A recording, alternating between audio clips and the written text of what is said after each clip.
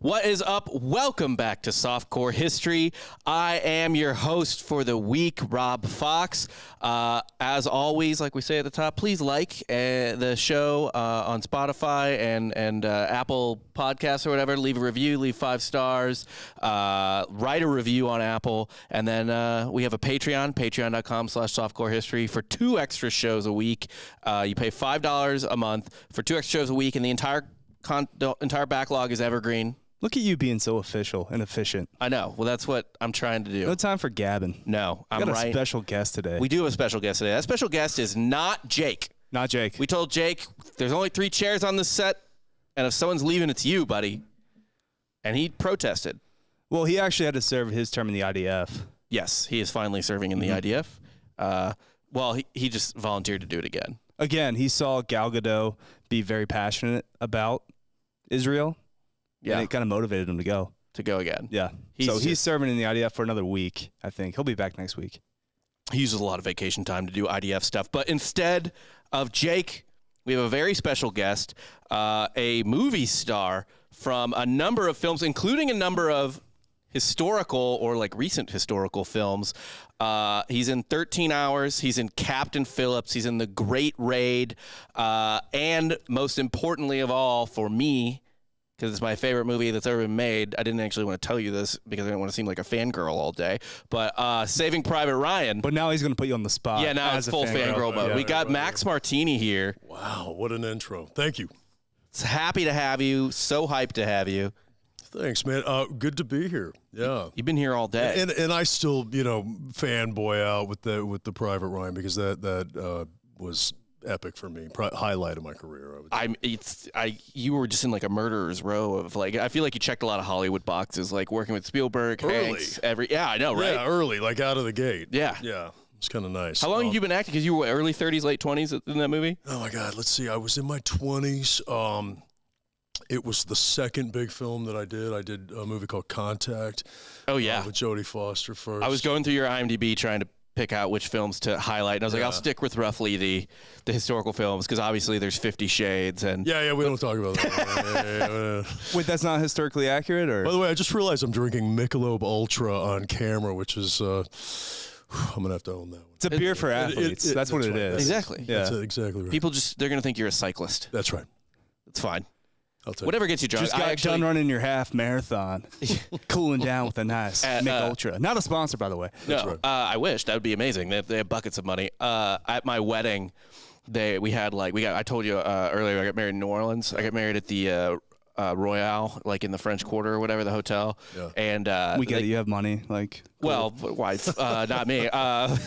But they were like, okay, so you're going to have a little waiter. He's just yours for the wedding. You're and your wife's, okay? He's going to be your attendant for the whole wedding, and he'll bring you, whenever he sees you don't have a beer or drink or whatever, he'll bring you a drink. And so what do you want him, just to make it easy so you don't have to reorder every time, what's your beer of choice based on the menu from the bar or whatever? And I don't really drink Mick Ultra, but I was like, man, this is going to be a long fucking day, and I probably shouldn't black out at my wedding. Right. But I'm going to be like a little socially anxious because I got to talk to a million people. So I was like, and so I'm going to drink a lot of beers. So I was like, just give me the 4%er Mick Ultras all night. That's what it's made for. Yeah, that's to drink 1,000. What he didn't say about the story is I was the beer boy, actually. He hired me to be his beer boy. Oh, you were the guy. I was unemployed. He was unemployed at the time. He was just like a buddy hiring a friend. Yeah.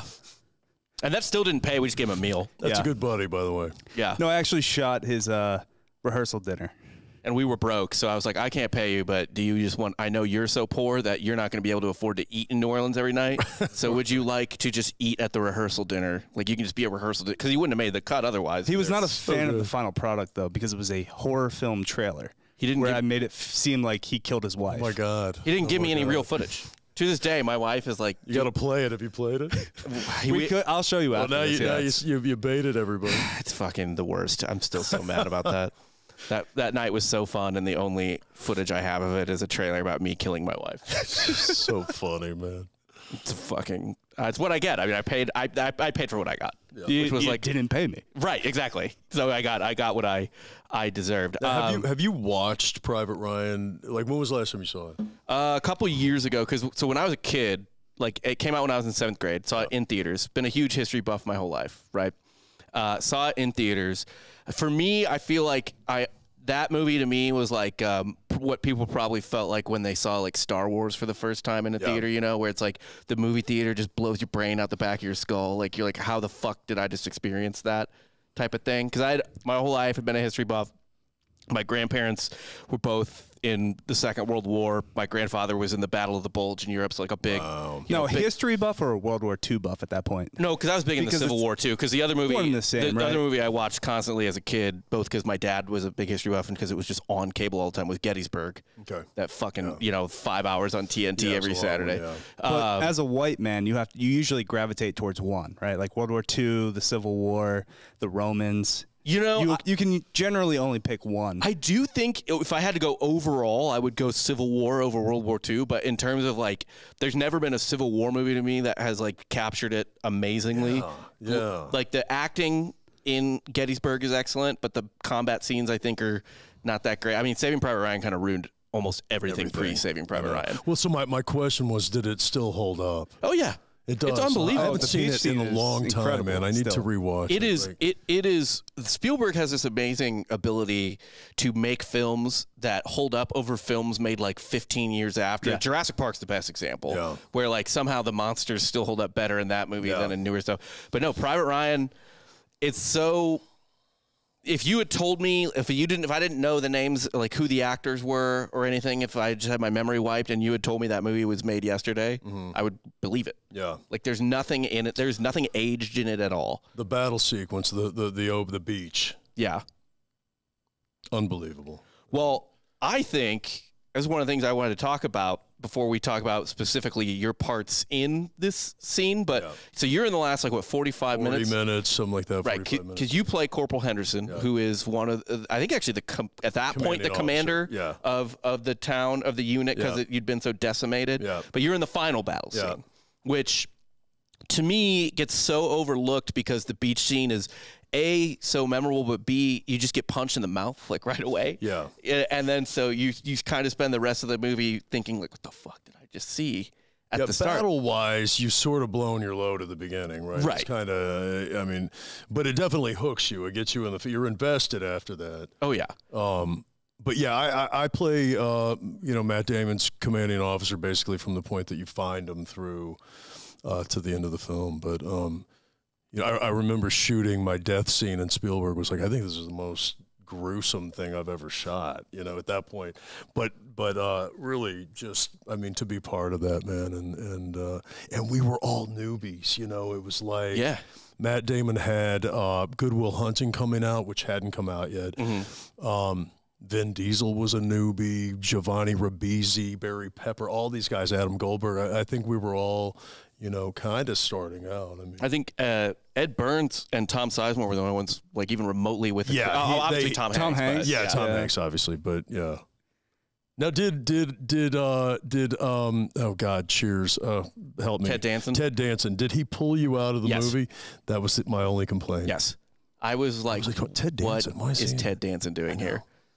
That was odd. I don't know if like his age, if him and Spielberg just had like a chummy night out in Hollywood one night. Is it weird that Ted Danson now reminds me of just Curb? I know. He's only Curb now. He is Curb Ted Danson to me. Well, and The Good Place.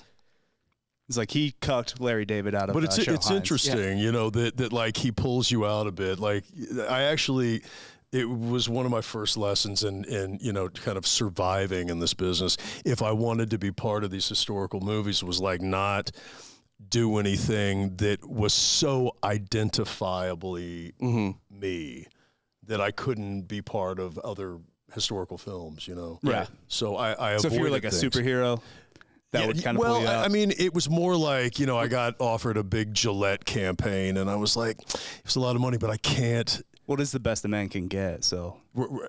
Exactly. I mean, like if you were watching a film and all of a sudden there's a sex scene with the male character and he's a hot sex scene and he's fucking Flo from Progressive. Right. That scene's not going to work for you. And he's not going to make it in 13 hours. Yeah. I mean, you won't see him in 13 hours. Ed Sheeran was in an episode of Game of Thrones singing, and we're like, all right, come on. It's got egregious. Like, at least with what the fuck, Aaron Rodgers and then the Mets pitcher Noah Syndergaard, they hid them pretty well. Yeah. But yeah, like Ed Sheeran's just front and center. You get a like a whole fucking song, right, for 3 minutes. It would have worked if they had killed him horrifically in that scene. Yeah, that would have been. But not because I don't like Ed Sheeran, but just because it's Game of Thrones does that to you, right? And yeah, which actually, so that was one of the things I wanted to ask you about. So the two things people might know you from in this movie, specifically from the last battle, which I think is massively underrated. Me and my friends were all hooked on it, and we were like, man, that like everyone loves D-Day, but that last battle is fucking dope because there's way more. D-Day, they're just basically running, right? They're running, but there's like tactics, and the beginning is like D-Day, sticky bombs and the whole. Oh yeah, and you don't know the when you hear the tanks rumbling in the distance, you don't see anything. Like I got like nervous. Yeah, that made me nervous too. It was it was crazy good. Whereas in D-Day, you don't know what's about to happen until it happens. Yeah, the lead up to it and everything is so cool. But so the two things people might remember you from in those scenes specifically is you sharing gum with Adam Goldberg. Everybody brings that up. It's hilarious, and that was improvised. I was wondering if that was Spielberg was like, "Give him your gum," and I was like, okay, fine.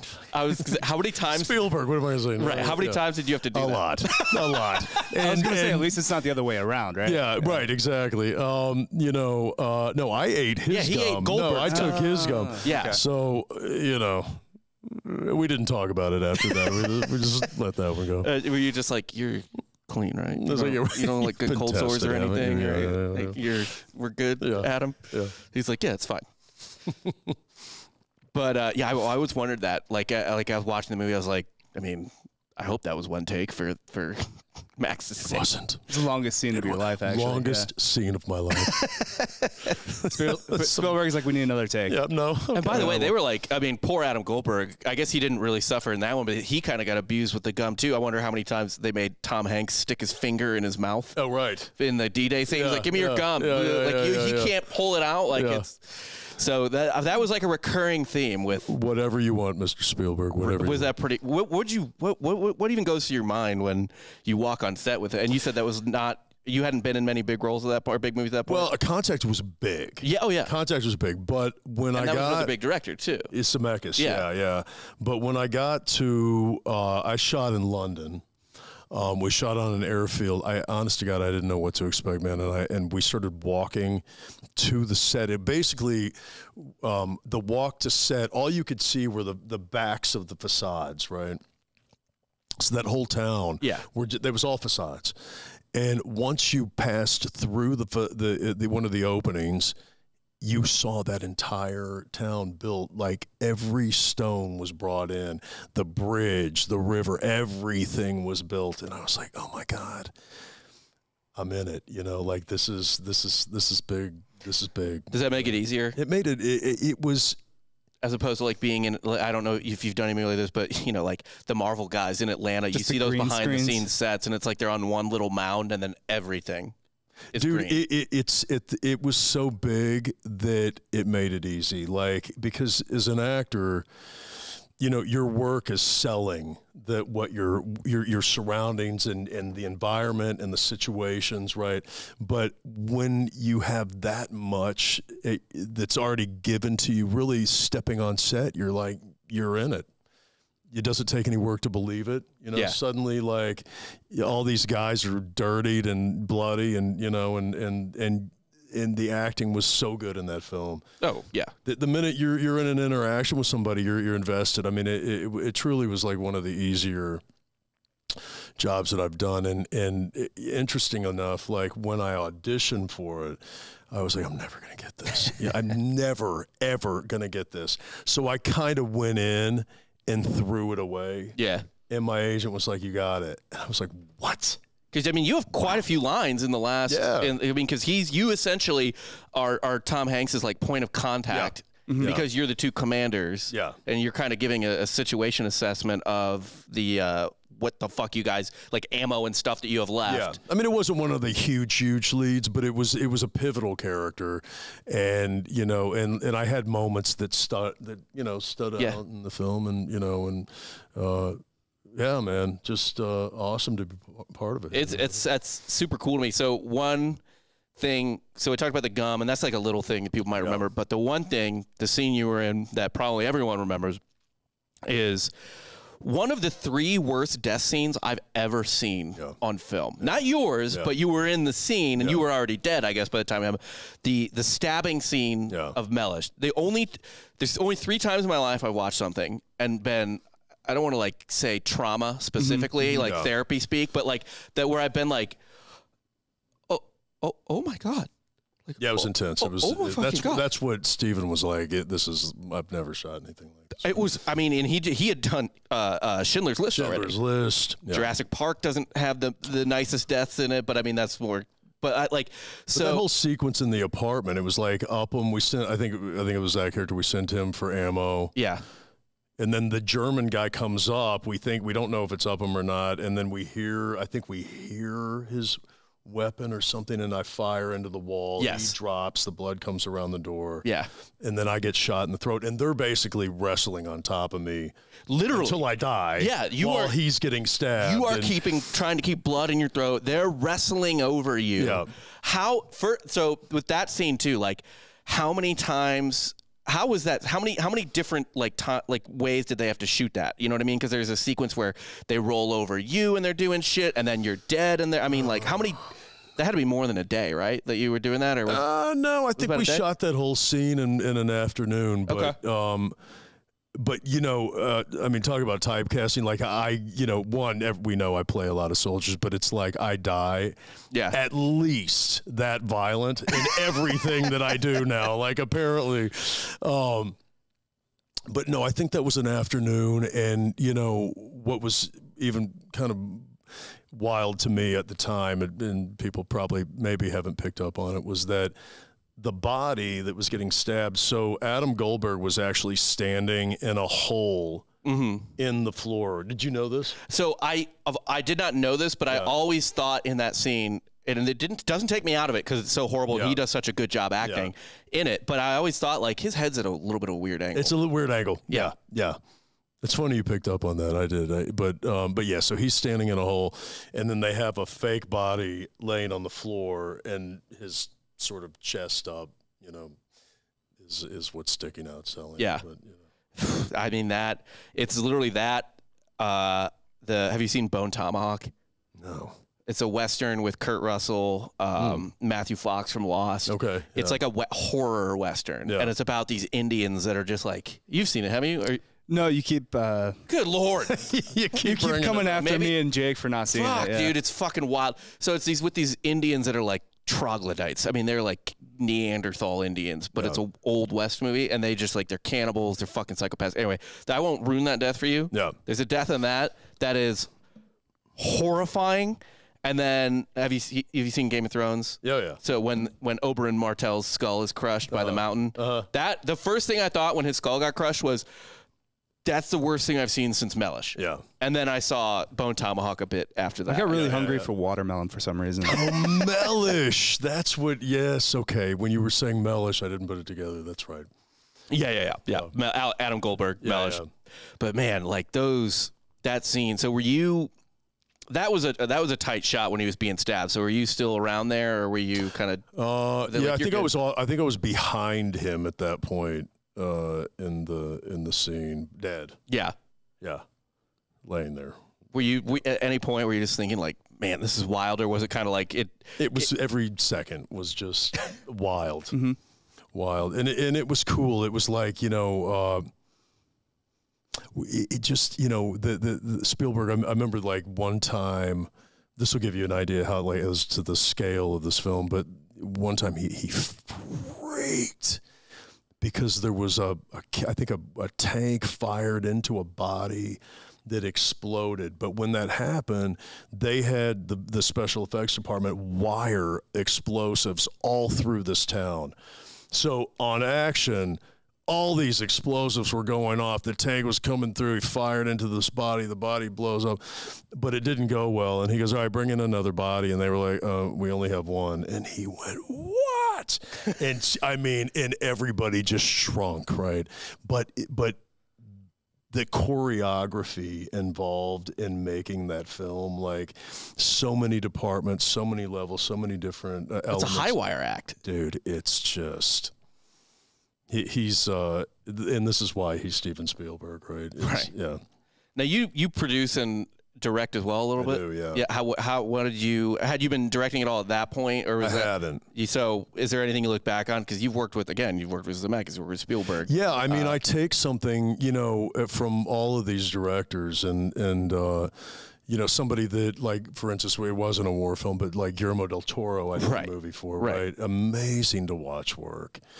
Bay, very technical, amazing to watch work. So, like, when I finally did my movie, I had this kind of like all these influences and different elements that I'd taken from all these different guys and learned from, So it's in a way it kind of beats going to film school because I'm in side by side with like the best in the business and being directed by these guys, and so it can't help but rub off, Counterpoint, let me show you my student film. Or the wedding video. Yeah, I'm anxious to see. I really do want to see that. Yeah, please show it to me afterwards. Actually, Dan, your first role ever was a rapist. I was. In a student film. Well, actually, that's not my first role. My first role was auditioning to be a child actor. Oh, yeah, but my parents kept trying to push me into it. And when I told them the story, like you said, I don't think I got it. I was very right about it. And it was, people forget, it was actually for the child and AI. Yeah. So it was a Spielberg movie as well. Really? No. It was a Shyamalan film, though. It was actually science. Was it really? It was science, yeah. Wait, you weren't trying out for the Culkin part, were you? I was trying out for the kid part, whatever the kid part was. So, is that, no, that's not the Culkin in Succession. That's the other Culkin. And not Macaulay, not the Succession Culkin. Not Kieran. Whatever Rory. the other one is. Is it Rory Culkin? Yeah. Yeah. Yeah. Dude, you never had a shot. If Rory Culkin got the part, you never had a shot. My parents believed in me. This was like a show, you know what I mean? It's like when an NFL like brings in one black coach and then don't hire him. Yeah. But they're like, no, we did the Rooney Rule. Like, it was always Culkin. It was never going to be, you were just like the token poor kid that they let try out. To this day, it still haunts me. I think your life could have been. Yeah, it's cool. I went home, 7 lashes with the belt. No. We're Catholics here, so it's, that works. It does work, yeah.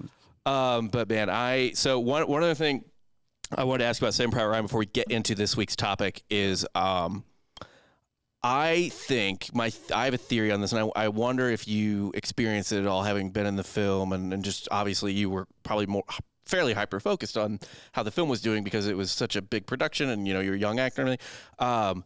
I think that Saving Private Ryan, maybe almost accidentally, is one of the most influential films of the last 40 years. And I'm not saying this is my favorite film because I don't think it's the best movie of all time or anything. That's just my favorite. Yeah. But all the shit, I think people forget how much of a cultural phenomenon it was at the time. I mean, it had a re-release. It was the highest grossing film of the year. Yeah. It's arguably the biggest Oscar upset in history. Yeah. Losing to Shakespeare in Love. Oh my God, that's right. Did you react to that at all? Were you just like, whatever? Whatever. Yeah. Pretty much. I remember watching it as a kid and being like, "What the fuck?" It was like one of my sports teams lost. I was "This is dog shit." Fuck. But I mean, did you kind of feel that cultural impact? Because I mean, it inspired obviously Band of Brothers, stuff like that. But then it inspired people don't realize video games. The video game series Call of Duty was created on the heels of the sort of war film. Because there's an entire, I think Medal of Honor 2 had that entire opening scene from Saving Private Ryan. D-Day. Yeah. Everybody uses that shaky photography now for the I think it's massively, it completely and immediately influenced every war film right after. Dude, I'll share something personal with you. It really changed my life. It in a way that I grew up. I found myself. I actually became an adult on that film. I got hired at early 20s. But I had, no conception really of what that generation of soldier went through, what that war, the scale, the battles. It was very enlightening for me, and I walked away, just such a supporter of our troops. Yeah.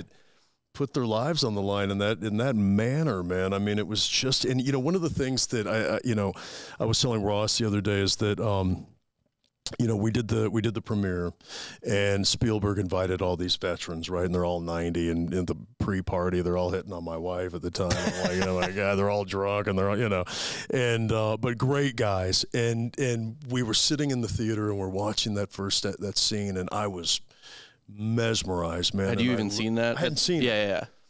And I looked over at these guys that were sitting next to me, and they were all just drenched in tears, right?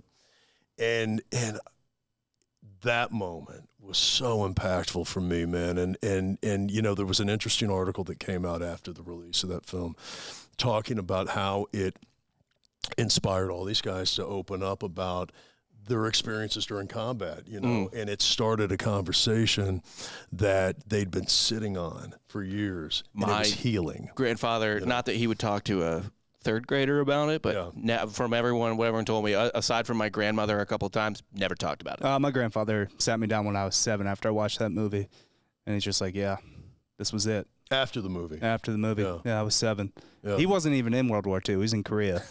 But he's like, it was, same thing. What did he do in Korea? He fixed planes. He said he played a lot of basketball, actually. That sounds fun. On the military. He said the best time of his life. He got drafted by the Dodgers, and then he got drafted by the Army, so he joined the Air Force. That's amazing. Yeah. I really think that movie, like the most revolutionary thing about that movie is that I think it was the first movie that I can recall, because I've seen a million war movies. It's the first movie I can recall in terms of timeline that it kind of just, and it does it from the first moment a shot is fired. It treats American soldiers like pieces of meat. Mm-hmm. Which everyone's a hero in the other movie, and it's like, no, everyone's not a hero because they're a hero. Everyone's a hero because, like, look at this. Look at this man picking up his arm on the battlefield. Yeah, like, look at this fucking nightmare that they're going through. They didn't really, I mean, and even inaccurate, right? I mean, we got slaughtered on that beach. Yeah, and you never saw that before. Even in movies that were brutal, like Full Metal Jacket or Platoon, when someone died, it was, even if they died violently, it was still like this, like glorified a little bit. It was glorified a little bit, or it was like this character died and that character. The first people you see die, there are boys in blue, so to speak, or whatever, and they are just discarded like garbage. And but that's how it. But that's important to be like, dude. These, like, the universe didn't care about these. I know you care about these people, but the universe didn't care about these people. They were going up against pure violence, and that's what makes them a hero. It's not them being like, "Come on, boys, over the hill." Like it's that they had to walk into. Right. It's not like an army recruitment video. Literally, yeah. And I think that to me is the most revolutionary thing I think it's the first film that I remember ever seeing that it was just like, here's this is the actual violence they dealt with. Yeah. And you were one of those people. Hey, man. You got one to the neck. Yep. Took it to the neck, right to the neck. So they shot that your death from sort of the from the side, from the back. It was like the back and side. Did you just have like a blood pack on the other side of your neck? That wasn't on camera? They will. I'm trying to think how do we do the blood in the back of the neck? Because I remember it sprayed. And then I had a sponge soaked in blood that I was squeezing while I was holding my neck. Practical effects, baby. Hey, and they don't use them enough. My life now. I told you I die like this in every film. Now they're just like, hey, follow or stick your tongue out. We'll fix it in post. Now, in every movie you're in now, do you challenge the director to kill you in a more intense way? I don't even need to challenge. You gotta one up. It's like they're looking forward. Right. To that, they're like, who's somebody I just would be really happy to watch die? Destroy. Yeah. Get me Max Martini right now. So true. Speaking of dying horribly. That's what our topic is, and in honor of you playing a paratrooper in World War II, in D-Day, we're going to talk about a little bit of some stuff, some not so great things some paratroopers went through the night of D-Day. So one thing I assume our audience knows, I assume you know, having literally played a paratrooper and whatnot. Don't assume for me. I don't. I never do. No.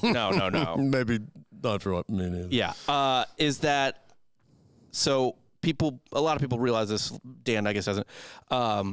The airborne drops the night of June 5th to kind of set the table for the beach landings. A lot of misdrops. In fact, that's one of the main plot points of Saving Private Ryan is we have no fucking idea where Private Ryan is because the soldiers, believe it or not, the battle didn't go exactly according to plan. He hit a gust of wind. Literally, yeah. And I mean, planes, I don't know that, I think the C-47 pilots that dropped the paratroopers, a lot of them were kind of noobs, or I don't know if they just got nervous, but the flak was thicker than they thought, but they kind of freaked out and started hitting green lights before they were supposed to. Guys were jumping out of the planes before they were supposed to because the anti-aircraft was so intense and stuff like that. So all these paratroopers that night got dropped everywhere, and that's the main plot point of the second episode of Band of Brothers as well, is that it's like, fuck, dude, like, I mean, because they had a very specific plan, very specific targets, of course, you know, and all this stuff, but, you know, what's the saying, whatever your plan doesn't survive first contact with the enemy, essentially, and it goes from there. So there's misdrops everywhere, and you know, there's whole books written about this, entire books written about all the misdrops in Normandy and all that stuff. But there's two in particular that really fascinate me for just how unfortunate they were. There was like, just, it doesn't get any more like shitty luck than these guys had, because a lot of them were just misdropped and they ended up in a field, or a couple of them, unfortunately, ended up in, the Germans had smartly flooded certain fields, so they drowned in some of these fields. I have a question for you, just because, so I used to skydive. Yeah. So when we spot, you've got a guy hanging out the plane, right, and it's all visual, right? Yeah. And then you signal to the pilot slows down, everybody piles out. How, I mean, is that essentially the same way they were spotting back then? I think the pilots were a bit more in control, because so the pilots were spotting. Yes. Yeah. I think there was a guy at the door taking a look, but when the pilot hit the green light, it was time to go. Time to go. Yeah. And so a lot of these guys, that was happening too. Also, the door on the C-47, it's not really accurate to call it a door, because a door implies that something closes. Yeah. It was just a fucking hole. Just open a hole. Right. Yeah. So a couple of these planes doing evasive maneuvers just accidentally dropped guys out. Oh, wow. I mean, it was, believe it or not, a fucking mess. No countdown? Yeah. Yeah, no countdown. Yeah. I mean, I was reading stories, doing research for this, where I hadn't seen before, where like guys were like about to jump and then would like slip on someone's puke because they were so nervous on the floor and stuff like that. Just gnarly shit. So there were a couple drops in particular that went, you know, a lot of misses, but these two were just horribly missed. And why they were horribly missed is because these paratroopers were dropped right into the middle of two towns occupied by Germans. The whole other area was occupied by Germans, but these guys were dropped like on City Hall, basically. Wow. And the towns full of Germans. These towns were Saint-Méry-du-Mont and Saint-Mère-Église. Saint-Mère-Église, I think. I'll get to it. But one of them is famously portrayed in, I don't know if you've seen the old World War II movie, The Longest Day, that D-Day film, black and white, John Wayne, fucking a young Sean Connery. Yeah. There's a Saint-Mère-Église, I think, is portrayed in that. But so the drops were horrible. Actually, one of the drop zones was Drop Zone C that had a lot of misses, and that was where the Band of Brothers company, Easy Company, was supposed to go. But we're not talking about them. They were better off than these guys. So the first one I'll talk about a little bit is Saint-Méry-du-Mont. It was occupied by 60 Germans. However, these weren't infantry. Just 60? Yeah, I know, right? Come on, bro. Leo Major took care of that. Can't handle 60? Well, they weren't even infantry. Right. This is behind the lines, like a couple miles behind the lines. Yeah. So they were occupied by 60 Germans from the 191st Artillery Regiment. So the Germans were there in Saint-Méry-du-Mont specifically because Dumont, it's on a little bit of a hill, and there's a large church tower. Great spotting tower. They could see the beach. They could see the ocean. They can see everything. So it's a great place to put your artillery regiment, get spotters up in the tower, blah, blah, blah. So, and it was like right behind Utah Beach, which is one of the landing spots.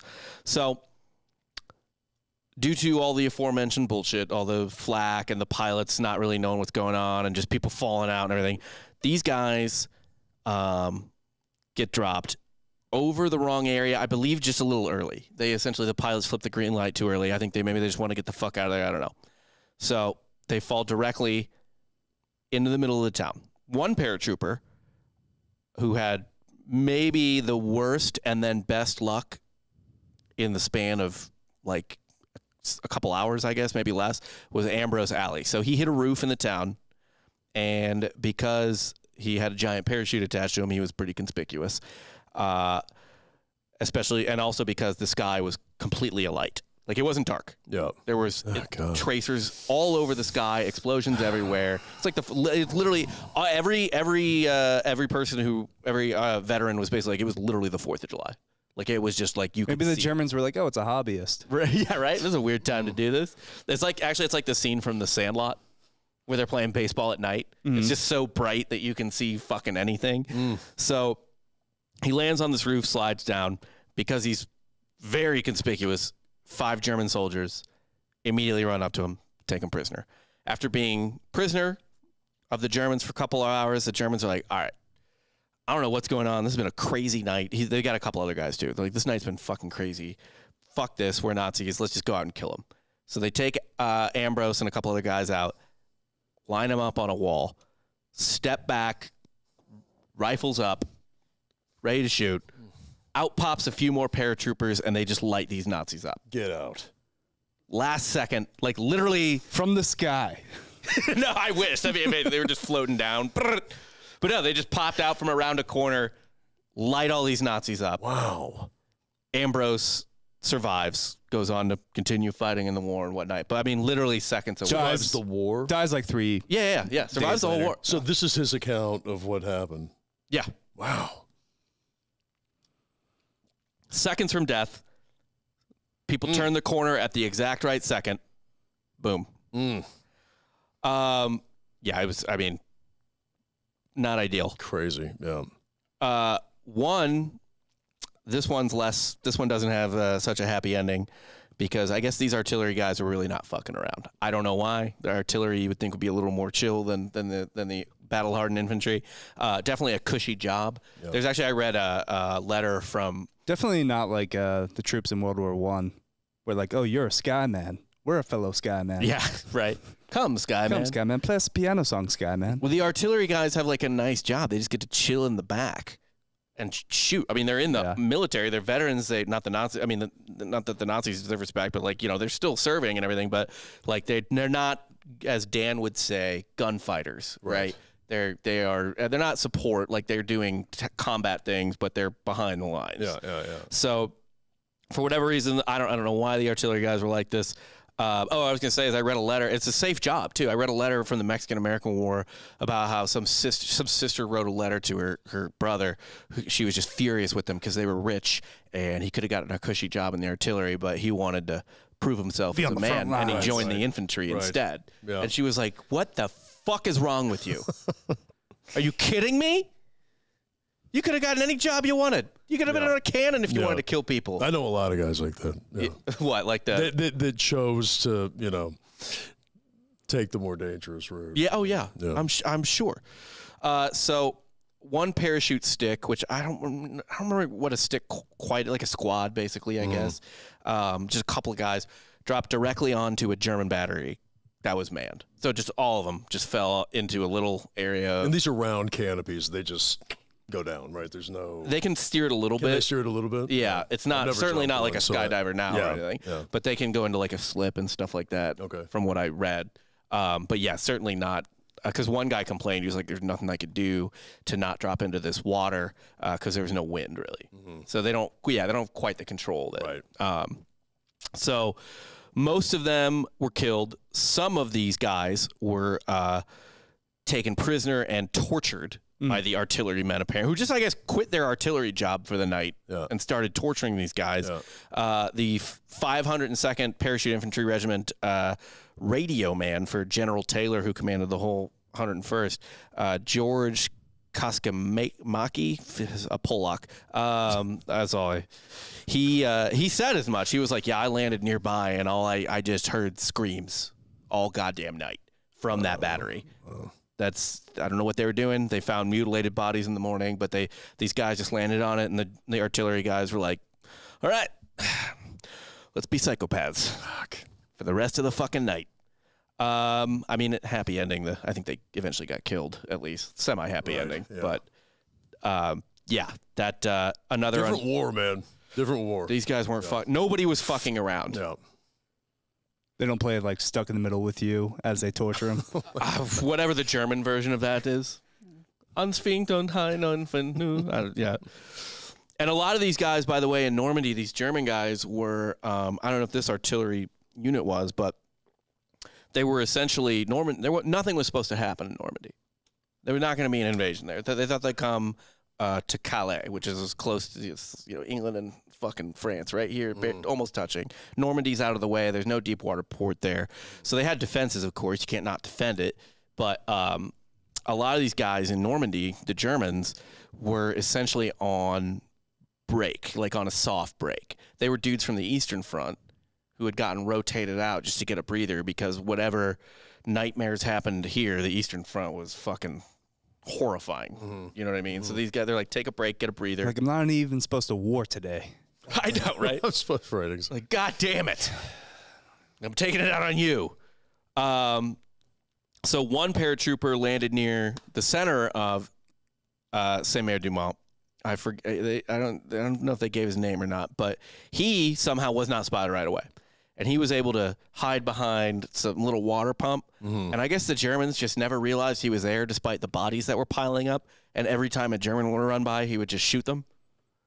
So there's just a little ant pile in the middle of the town square. Germans like, that's weird, better keep running.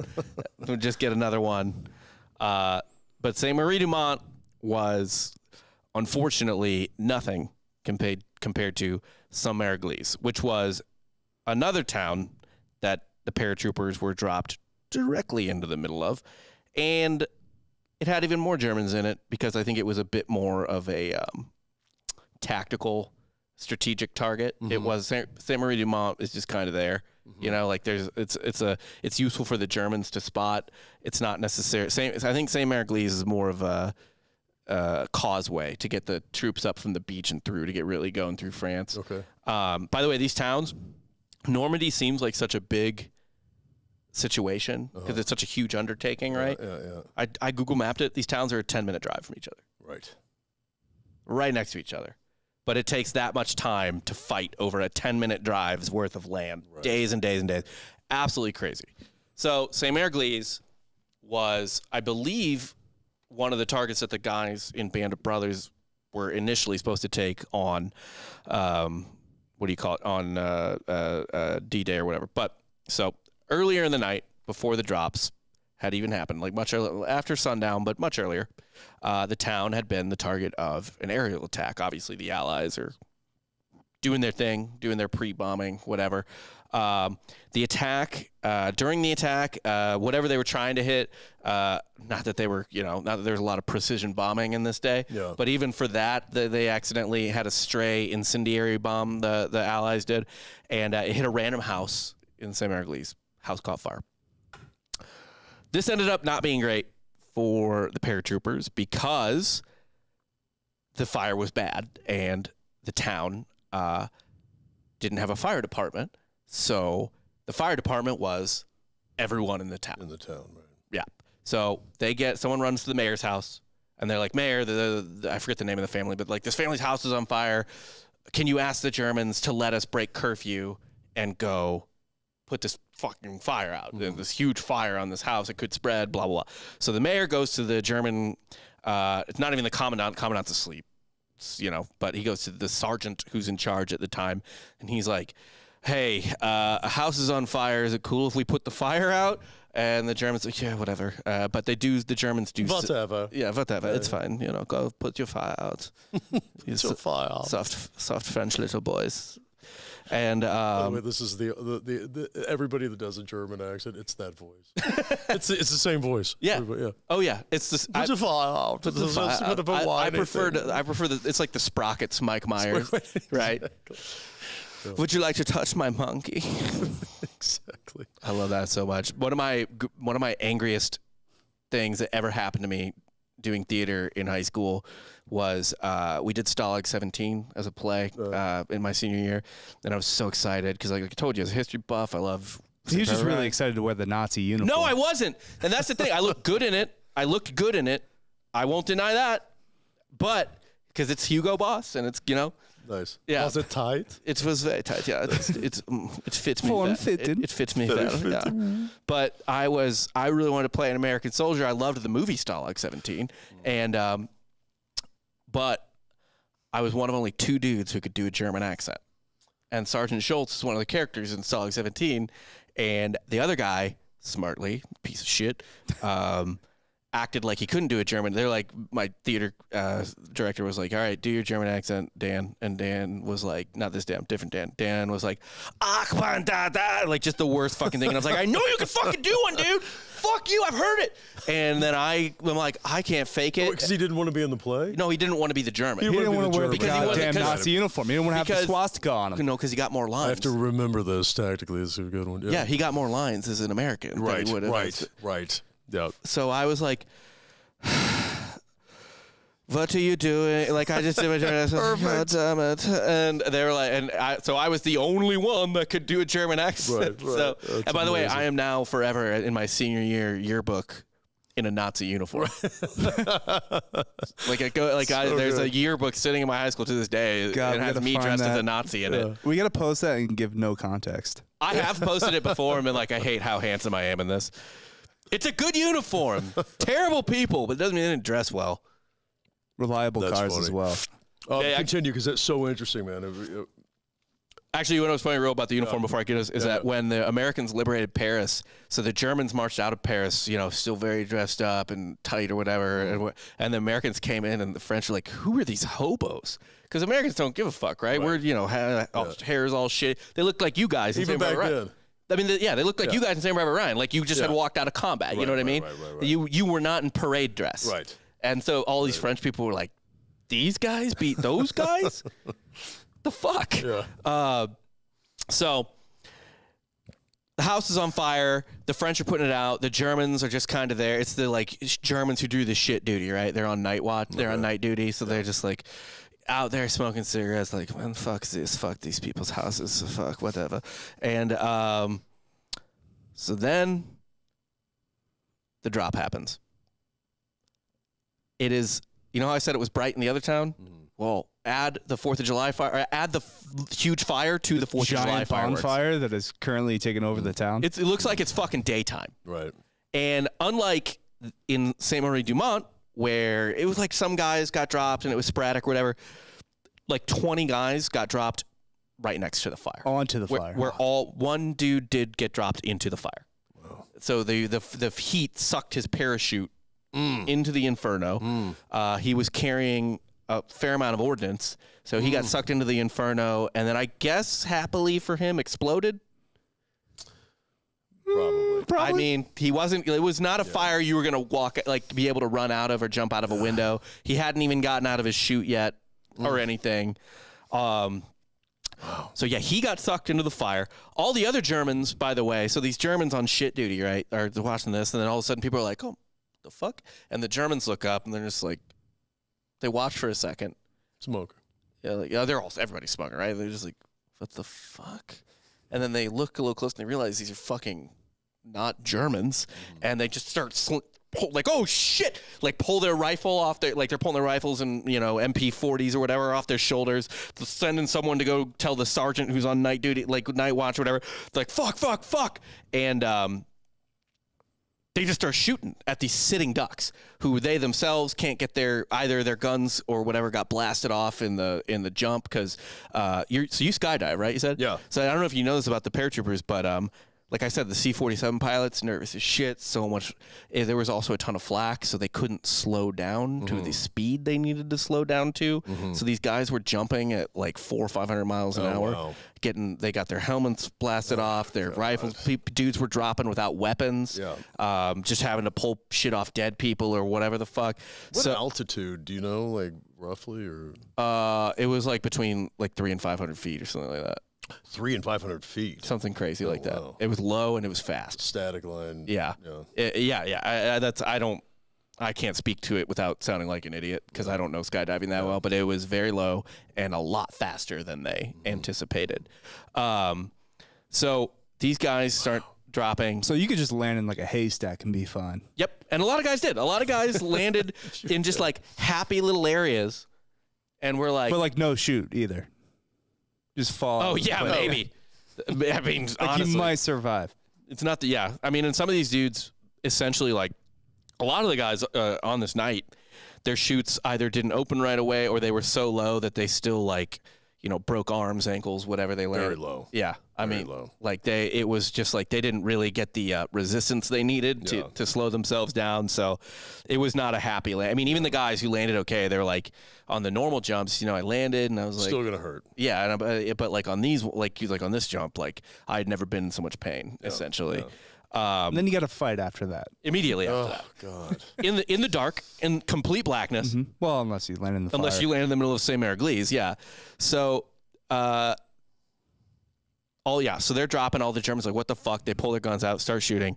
Allegedly, they killed essentially everyone that dropped right over the town. It was F Company of the 505th Parachute Infantry Regiment. They killed, I think, like 20 guys got dropped on the town, and they killed most of them, basically. And then there was other people who dropped on the town who I guess got luckier, barely. Henry Langrer dropped in the town, but a little bit off to the side, and he was lucky enough to land through a greenhouse roof. So just a bunch of glass, basically. One paratrooper was caught in a tree near a church, and as he was trying to release his harness was essentially machine gunned to death by about a half dozen Germans. They just ran up to him, and the mayor of the town, Mayor Renaud, was like, yeah, I mean, he got caught in a tree. There was nothing we could do to stop him. They just ran up and lit into him, essentially.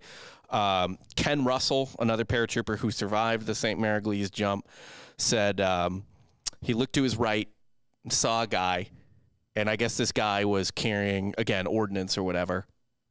Saw a guy, and then all of a sudden, gone. So he got hit by a bullet or a shell or something. All of his, they call them gammon grenades. I don't know what those are. I don't know if you do either. But just it's sort of like in Private Ryan when that flat gun lights up those guys on the tank. Or no, I'm sorry. When the guy runs out with a sticky bomb and he doesn't put it on the tank in time and just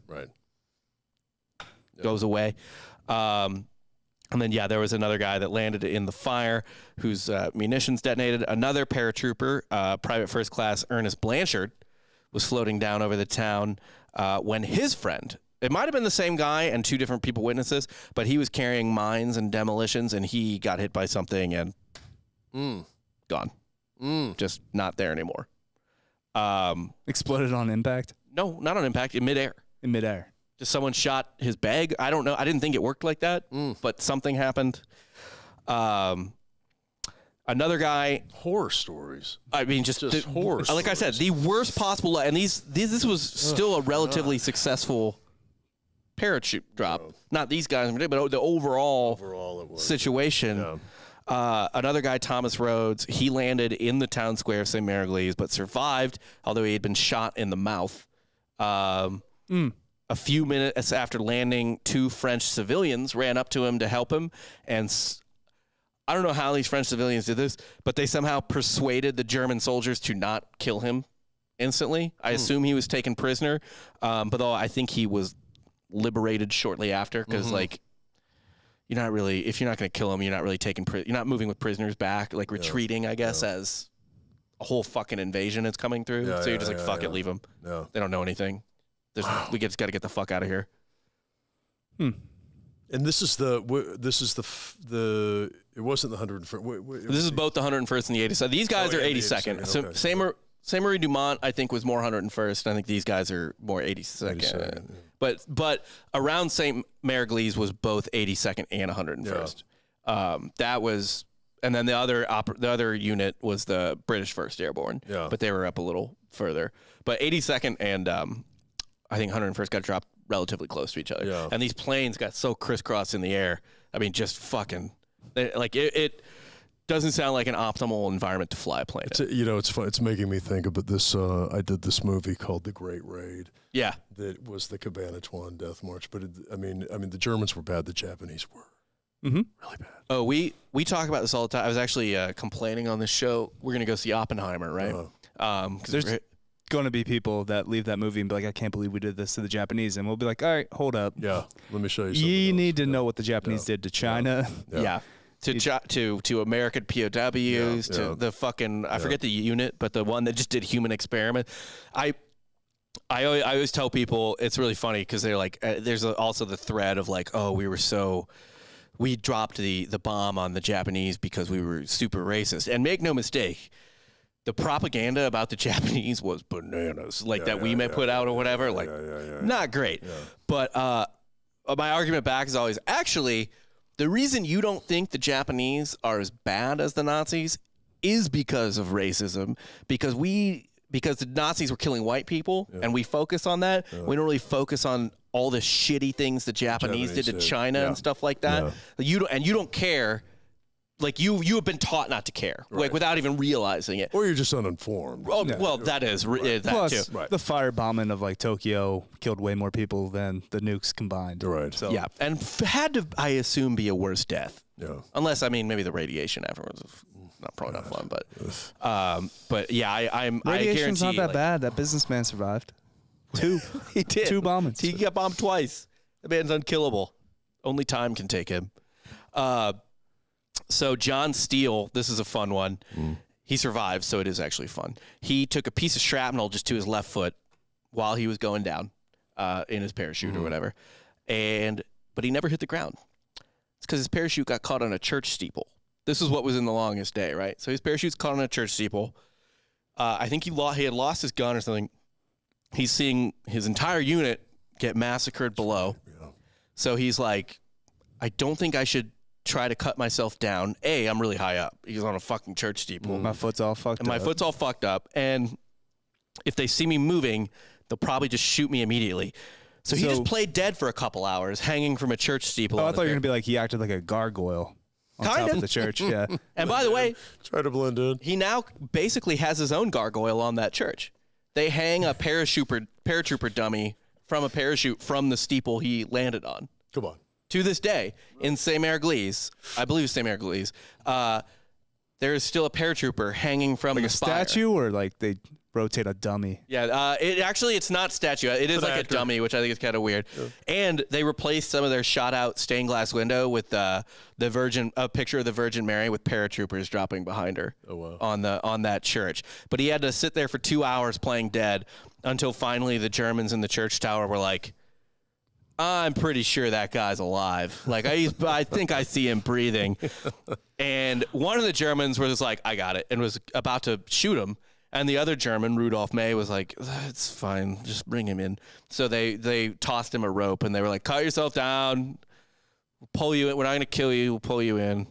And so he did that, pulled himself in, and he escaped like a few hours later. Just jumped out a window and ran away from them, and went behind the lines, got his foot fixed, and went right back into battle. Happy ending. Yeah. Happy ending. And that one German was like, I don't feel like it. So you're saying American soldiers in World War II are much like hockey players, lower body injury. They keep going. Keep going. Yeah. Keep playing. I mean, a hockey player would play through their throat getting slit by a skate if they could. Right. Fucking psychos. They're right. I actually saw right before this, I think the Blues re-signed Oscar Sundqvist, and I don't really. Nobody knows who that is. I know. I don't really follow hockey super close, except for during the playoffs. Nobody knows who that is. Okay, but here's the thing. I didn't know what he looks like either, and the Blues account I follow posted a picture of him, but he was so ugly that I assumed it was the guy who ran the Blues account I follow. Because I was like, oh, that's got to be a guy running an internet account. And then I read the caption, and I was like, oh, my God, that's a millionaire athlete. Right. That's a peak prime of his life athlete who has millions of dollars. And I literally, probably the hottest girlfriend ever. Yeah. My immediate reaction was like, oh, yeah. Who is this troll? But yeah, they're hockey players, basically. So The French had some not so fun interactions with the Americans and Germans as well.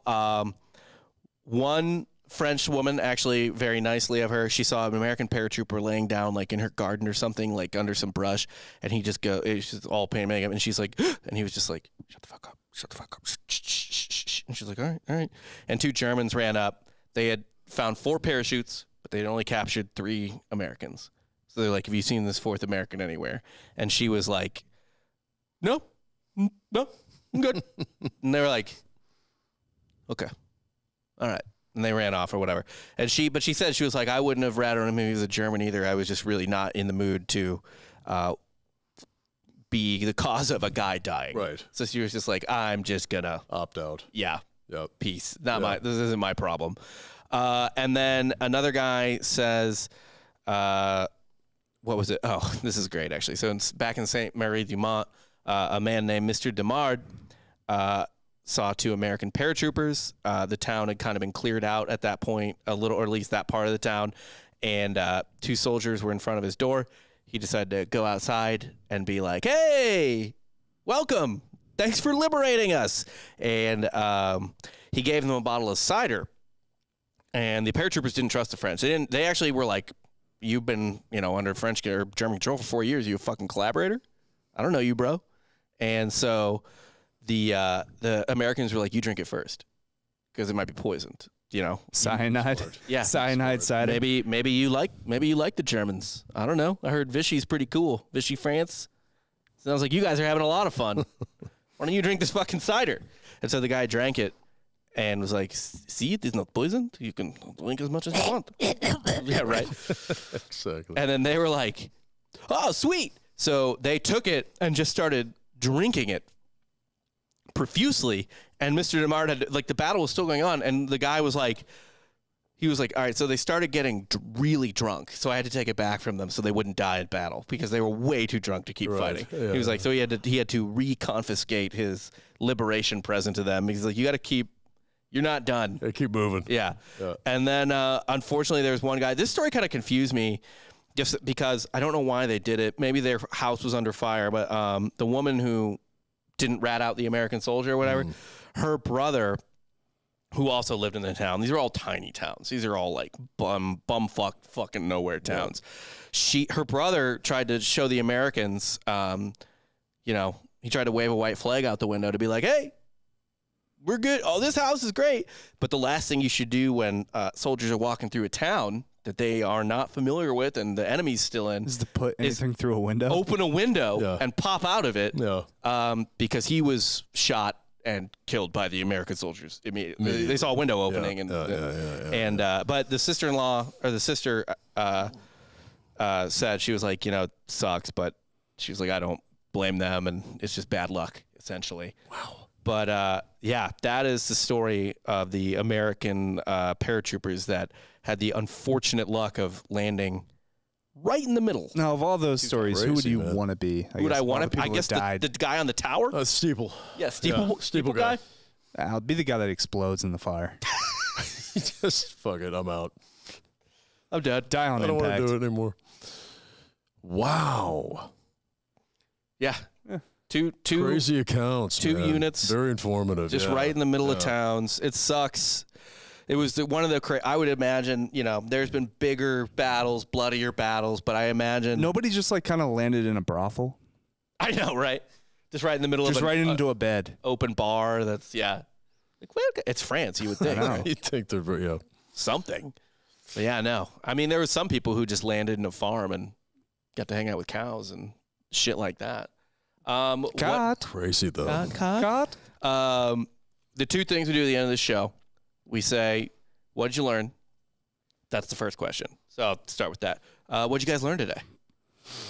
Today I learned that, what was the percentage of people that actually landed properly where they were supposed to land? It actually wasn't as bad as it sounds. So for Drop Zone C, I didn't get the numbers for the whole thing, but for Drop Zone C, which I mentioned earlier, which included Easy Company from Band of Brothers, they were part of Drop Zone C. I think 2/3 of the people landed roughly in the proximity, but there were just certain parts of units that got completely scattered to the wind, essentially. Okay, so the failure of a successful campaign is always a little footnote. And we don't really dig deep into those stories too much because everything you mentioned was kind of like a bullet point. Oh, yeah. All these were like minor caveats because most of the stuff you even hear about this is, oh, they were all everywhere and they got together and then went and fought. Yeah, you know what I mean? Like your unit and Private Ryan you guys weren't actually all part of the same unit. It was a mishmash of guys. Yeah. Because when you introduced each other, you were from one regiment, they from another. And that was how it worked for the first couple days after the invasion. Yeah. It was everyone was a mishmash, and you were just, you're here, all right, you're fighting here. Yeah. Like, you're not gonna go. Don't go find your unit. Like, we need you right here. Your unit, I'm sure has guys from another fucking unit. That's it's all a fucking nightmare. To just stay here, hold this road, and when the infantry from the beaches comes through, then you can go fuck off to find whoever you're supposed to be with. But right now, we got the same flag on, so let's just stay here. But yeah, this stuff you typically only hear about the successes or some of the funnier foibles, but I mean, a lot of people really ate shit that night. I mean, and I think I would love to do a whole episode on this. It sounded, and maybe this is just from the perspective of the paratroopers because they need someone to blame, but they were really, from what I read, did not have the highest opinion of the C-47 pilots. Well, I was going to say, second guess your spotter. Yeah. You know what I mean? Get a second opinion. Get a second opinion. Yeah. Yeah. No, but so informative, man. I mean, and stuff that, it's like these accounts are always just, they're heartbreaking, but scary. Yeah. It's fucked. And again, that's what I loved about Saving Private Ryan is like, I know it could sound a little bit crass to somebody. It's like, yeah, and then this guy fucking exploded. But like, that's what Saving Private Ryan did to me is it was just like, these are all brave men, but like, we're not going to paint them all like white knights. Like, you need to see what happened to them. There's nothing romantic about getting a bullet in there. Listen, you try to save a child, you're getting a bullet to the neck like Vin Diesel. Right. Yeah, exactly. Yeah. You try to white knight, you die. That's what that movie relentlessly just ripped the romanticism away. They're like, and forget. That was after Schindler's List, right? You said yes. that? Yeah. Schindler's List was when? 93. Okay. Yeah. Private Ryan was 96? 98. Okay. I assume you shot it in 96, 97? Probably, yeah. Yeah, 97 probably, yeah. Yeah. But yeah, man, that was... So this was, I think, Spielberg. One thing I love about Spielberg is I feel like he's a very good American. Like, he really believes in sort of the American idea. He does. Well, this is also the easiest war to portray that. Yeah, because it was essentially a Marvel movie. We always joke that World War I is like the most fucked up war of all time because there actually were no good guys and bad guys. It's meat chess. It kind of gets portrayed that way because it was the Germans again. But it was really just a bunch of competing interests just a bunch of cousins. Yeah, a bunch of cousins throwing their subjects to the fucking playing meat chess. Yeah. Yeah, they play meat chess with each other. Yeah. World War II though, it really was. It's like Iron Man and Thanos, right? Yeah, it's an enemy. It was pretty cut and dry. Yeah. So the second question we like to ask is because it's kind of a little inside joke of ours, is that because most people are very stupid about history, they just immediately compare everything to Hitler. They're like, that's like, he's like the Hitler of that, or like, you're being like Hitler, or Hitler did that. So whenever we like to identify the primary villain or the shittiest person in an episode, we ask, who was today's Hitler? So who's the Hitler of this episode? Who's the Hitler of this episode? Let Dan go first. I'm going to say wind. Wind. God. I'm going to say heat. Okay. Because the fire sucked him in. Fire. I was going to say fire, but yeah. Heat, fire. I'll also go, heat. You know what? Earth, wind, and fire. No. Exactly. Actually, I'll give you another one. If you want to go heat, I'll say this. Ironic since they were fighting Hitler, but those C-47 pilots were a little... Yeah, dude. They might have had a little What side were you on, guys? Better spot. Always get a second opinion. Yeah. Always get a second opinion on your jump. I don't know how they do it now.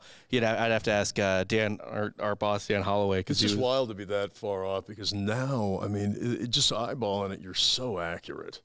From 13,000 feet, from 13,005, right? You can be really accurate. Well, I mean, it was a night jump, but I mean, they basically had no tools other than a compass and a map and a ruler. We had only been flying for like 30 years. Yeah, at that point, flight had only been invented 30 years before that. Oh, and I guess they didn't. I mean, maybe they didn't quite know the topography or whatever. Maybe yeah, I really feel like those pilots were not was stunned by how much anti-aircraft fire they got. Maybe that's what it was too. Is they were avoiding because it's not like they were told like, oh yeah, it's not going to be that many people. That would be an insane thing to tell your soldiers going into fight. You want to prepare them for the worst. Yeah. Like the guys in Desert Storm, the Gulf War 91, they were like, yeah, the fight was easier than training. Training was horrible. Yeah. But yeah, I think that sky just lit and you up. don't have the luxury of missing your spot and then circling back around. You sure fucking don't. No. It's like, get out. Yeah, you got one chance. Yeah. Man, thank you so much for joining us. Max is on the show today. We're going to mention this at the top, but we'll record it later. Yeah. Max is on the show today again because you got a new movie coming out with our buddy Clayne Crawford as well. The Channel. The Channel. Very cool bank heist movie. Are you both ex-Marines in it? Your brothers? We're both former Marines. We're and brothers. Okay, yeah. He's the better behaved of the two. Yeah. But it's a great film and some pretty high speed tactics.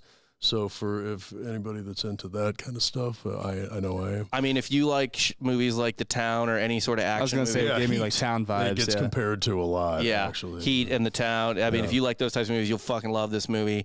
It is awesome. It is available on iTunes now. Friday. Okay, well, this will come out next week. So yeah. Oh, okay. Yeah. It's out. So we'll have that link in our bio if you want to check it out. And then also, it is released in theaters as well in select cities, including, is it New York, LA? I think New York, LA, San Fran, New Orleans, Dallas.